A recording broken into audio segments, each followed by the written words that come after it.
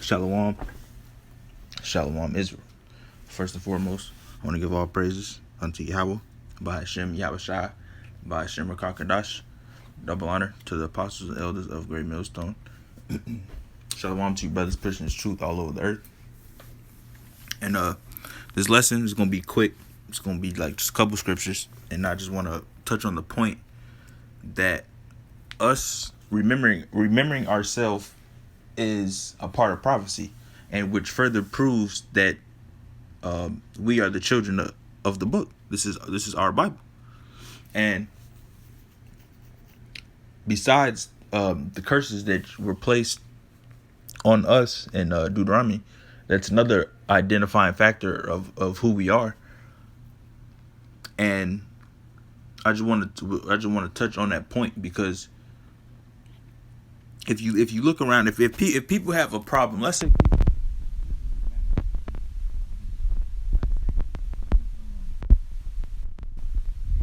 curses, if you read like some of the curses, when you read in the book of Deuteronomy, some of them people can say, okay, well, that happened to the Chinese people, or that happened to this nation of people. But you get to certain curses that it only apply, or they only apply to us to begin with. So don't take what I'm saying out of context. But you can say, like, I'm gonna give an example.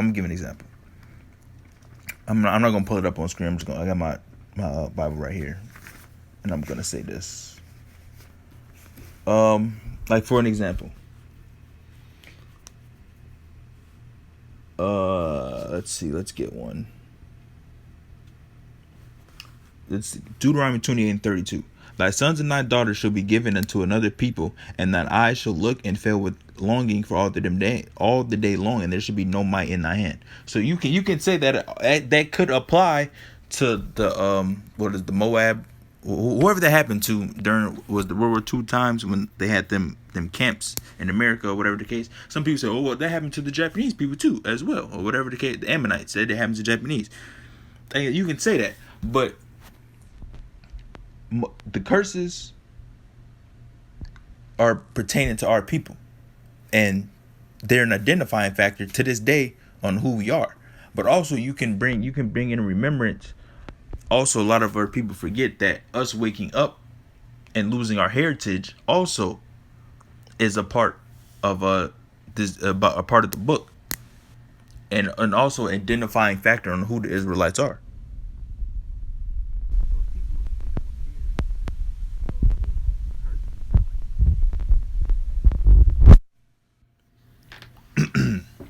You can also use us waking up as an identifying factor. And then when you look around at all these other nations, who else is waking up in their captivity? Who else is still in their captivity of their land, wherever they've been scattered at? Who's still in their captivity? So what I was saying was, you go to the other countries and you deal with the other nations. They still have their culture. They still have their heritage. They still.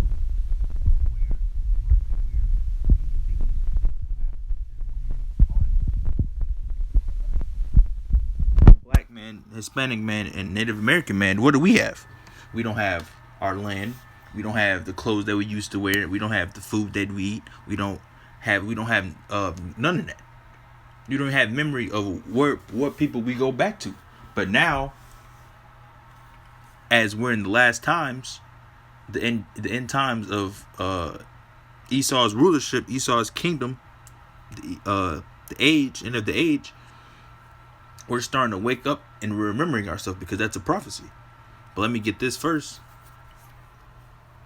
Because we completely lost our heritage. We completely lost our identity. It's Jeremiah 17 and verse 4. And thou even thyself shalt discontinue from thine heritage that I gave thee, and I will cause thee to serve thine enemies in the land which thou knowest not, for you have kindled a fire in my anger which shall burn forever. So we completely lost who we were as a people, and we discontinued from our heritage.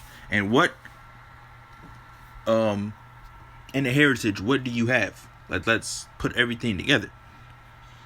We have language, customs, clothing for the men and the women, how we used to dress, how we used to treat one each other, our land, language. I think I said that already.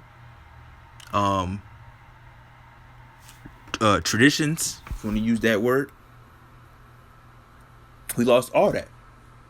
So now we've learned the way of Esau, and that's why our people do what? Christmas, Halloween, birthdays, all that stuff. But they don't want to do. They don't want to do no. We lost our high holy days, the feast days, new moons. We have a rest day, the Sabbaths. We lost all that stuff, and we start learning the way of the other nations because we have lost our heritage and we've been scattered in lands. That's where we have our people do all types of stuff on whatever the land they've been around. And us coming out of that and remembering who we are as a people and returning back to what we used to do is part of prophecy. And let's get it. Hosea 1:10. Yet the number of the children of Israel shall be as the sand of the sea, which cannot be measured nor numbered. And it shall come to pass that in the place where it was said unto them, Ye are not my people, there it shall be said unto them, Ye are the sons of the living God. And where are we at all over the earth? We are not called the Most Highest people. We're called as Mexican, Black, African American, colored, niggas, Indians, savages, wetbacks. We call all types of proverbs and bywords, and that goes back to the curses. And in the land where it was said to them, You are not my people, and then people still say us as we're waking up, people, you're not the Israelites. You're not the Israelites. And we've been told that since we've been in our captivities. And also, that's furthering proven prophecy, because it says, You are not my people. It says that in the place where it was said unto them, Ye are not my people, you should be called the sons of the living God. And right now, to this day, we are still not called the people of the book, but we know through the Spirit and through the awakening, through the power of Yahweh B'Shem Yahushua, we're waking up, and we're fulfilling the prophecy of us waking up. And us being not called the people, calling proverbs and byword, that goes back to the curses, which I'm going to read that right now. Deuteronomy 28 in verse 37. And thou shalt be an astonishment, a proverb and a byword among all nations, whether the Lord shall lead thee. Let's get this in Romans to back up what was in Hosea, because it also is the Roman quotes the Hosea.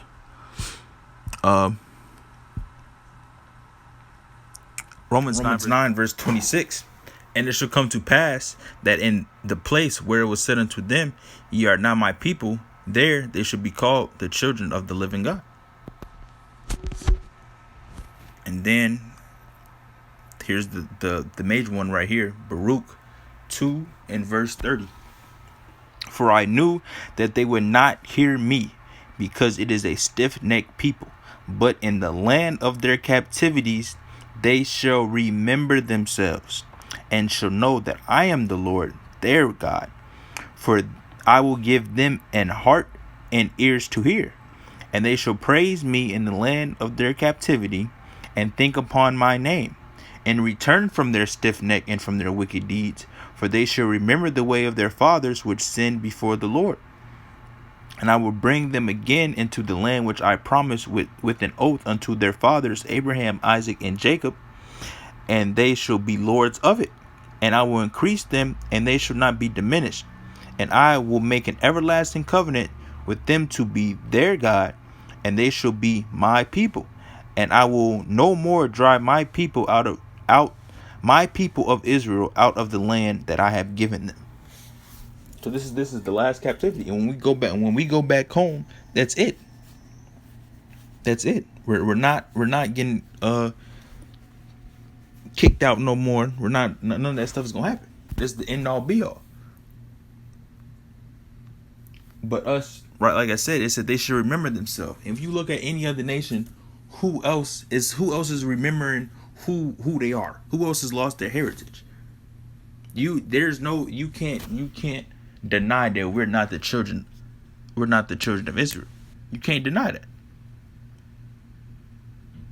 Who else is remembering himself in their captivity? You can't name no other nation. And it's a prophecy that we will be waking up right here. For I knew they would not hear me, because it is a stiff-necked people, but in the land of their captivities they shall remember themselves. And we're waking up. We're coming back to our heritage. We are remembering ourselves. And we're remembering what we did to get in this position. We're remembering this. And we're coming back to a little bit of our language, our heritage. All that's coming back.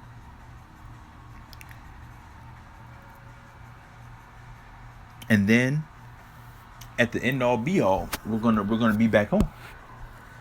And best believe we're gonna have everything back times 10. 100-fold. So that I just wanted to be quick. I just wanted to touch on the point that us remember ourselves is a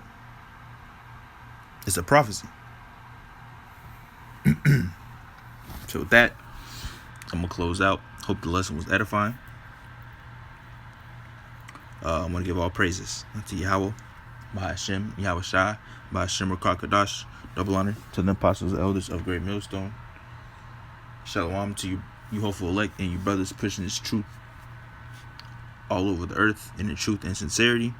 Stay strong, Israel. We almost out of here, and catch you guys in the next lesson. Shalom.